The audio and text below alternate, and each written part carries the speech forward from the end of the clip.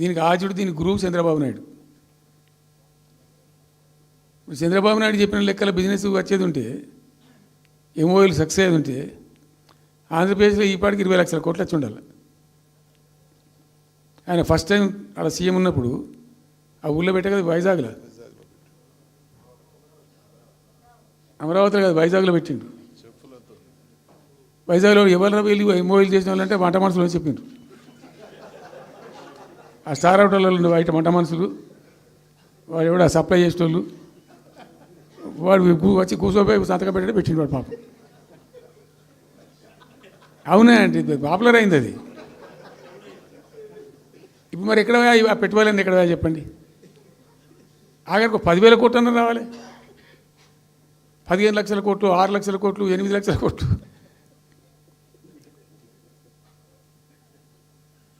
అయితే అప్పుడు తమాషా జరిగింది. ఈ భోపాల్ ముఖ్యమంత్రి, అప్పుడు నేను ముఖ్యమంత్రి ఉంటే, భోపాల్ ఉన్న ఆయన పేరు శివరాజ్ సింగ్ చౌహాన్, ఆయన సీఎం ఉండే. ఆయన ఆ ప్లానింగ్, అదే ఇప్పుడు నీతి ఆయోగ్ ఉంది కదా, దానిలో సబ్ కమిటీకి ఆయన చైర్మన్. నేను భోపాల్లో పెడతా బాయ్సాబ్ జర వచ్చిపోను అని ఖచ్చితంగా ఊగా బతిమాలితే, ఫోన్ల మీద ఫోన్లు చేస్తే ఏం భోపాల్ లేవా మీరు చూసుకొని అంటే, లేదు సార్ నువ్వు తప్పకుండా రావాలంటే సరే అని పోయినండి. అయితే ఆడొక ఇండస్ట్రీ మినిస్టర్ ఉంది, వాళ్ళ గవర్నమెంట్కి ఉంటారు కదా మధ్యప్రదేశ్కు. ఆమె వచ్చి నీ కొడుకు వచ్చి బాగా ఆగమాగం చేస్తానని మమ్మల్ని అంటే, ఎందుకు చేస్తానమంటే ఆయన అదొకటితోటి మాట్లాడి ఎక్కువ చేసుకుంటుండు బాగా అంటే, నువ్వు కూడా దాంట్లాడు గట్టిగా చెయ్యి. ఆమె వసుంధర రాజే చెల్లెలు, ఆమె పేరు యశోధర రాజే ఏదో అన్నది. అంటే నేను అంతకుముందు ఒక కొద్ది రోజుల ముందే నేను భోపాల్ పోవడానికి ఒక దాదాపు 2-3 మంత్స్ బిఫోరే మోడీ గారు వచ్చిండు. అక్కడ వచ్చి 14 లక్షల కోట్లకు ఎంఓయూ చేసి పడేసారు. ఇది మధ్యప్రదేశ్ గవర్నమెంట్. ఏంటి మొన్న 14 లక్షల కోసం చేసింది కాదమ్మా, మీకు నాకు అర్థం కాదు, నీకేం రాలేదంటావు నువ్వు. ప్రధానమంత్రి మీకు సపోర్ట్ ఉండే, మీకు పార్టీ అయ్యి మీకు మంచిగా నీకు ఇంత లాభం ఉంది అంటే, ఓ సో బోగసాయి సాబా ఆమె నేను అతను ప్రామిస్ చెప్తాను. నేను ఐ వాజ్ షాక్డ్. అది వచ్చేదా పోయేదంత వాటిగా గ్యాసు అంటే, ఈ గ్యాసులు ఎవరిని మోసం చేయడానికి ఇంత వంచిస్తారా ప్రజలను? నికరంగా వస్తే పెట్టుబడులు రావాలి కదా, కనబడతాయి కదా.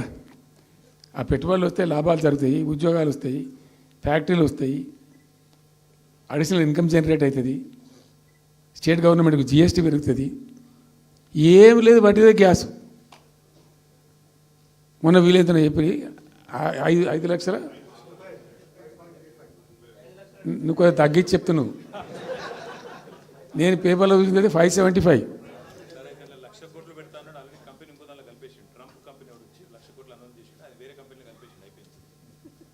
ఇట్లా ఇది ఏమి ట్రంప్ ఓడికి గింపి ఇదంతా ఏం పంచాయతీ?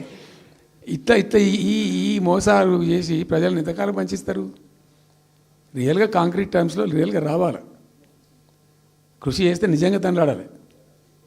మా గవర్నమెంట్ వచ్చిన నాడు హైదరాబాద్ నుంచి సాఫ్ట్వేర్ ఎక్స్పోర్ట్స్ 57,000 కోట్లు ఉండేనండి. మేము దాన్ని 2,47,000 దాకా తీసుకుపోయినాం. స్టెప్ అప్ చేసుకుంటూ వాటిని నరికితే గాలిలో మాటలు చెప్తే వస్తాయా? మేము బిజినెస్ మీట్లు పెట్టలే, కాంక్లేవ్లు పెట్టలే, ఏమి లేదు, పరదాలు కట్టలే. బెస్ట్ పాలసీ చేస్తే ఆటోమేటిక్గా అట్రాక్ట్ అయి వస్తారు. నేను చెప్పిన అప్పుడు ఒక ఆయన ఉండే, పాప ఆయన చీఫ్ సెక్రటరీ కూడా రిటైర్ అయ్యాడు, ఆయన పేరే ఉండే మాధవరావు అల్లుడు ప్రదీప్ చంద్రకు చెప్తే ఆయన పాలసీ తయారు చేయమని చెప్తే తెప్పించండు. పాపం చాలా దేశాలకు తెప్పించండు. ఒక 50 సార్లు రిజెక్ట్ చేసిండు. ఇట్లా కాదు, నాకు కాంక్రీట్ కావాలి, ఇంకా మంచి కావాలని చెప్పి చాలా కష్టపడి చేసిండు. I must appreciate him.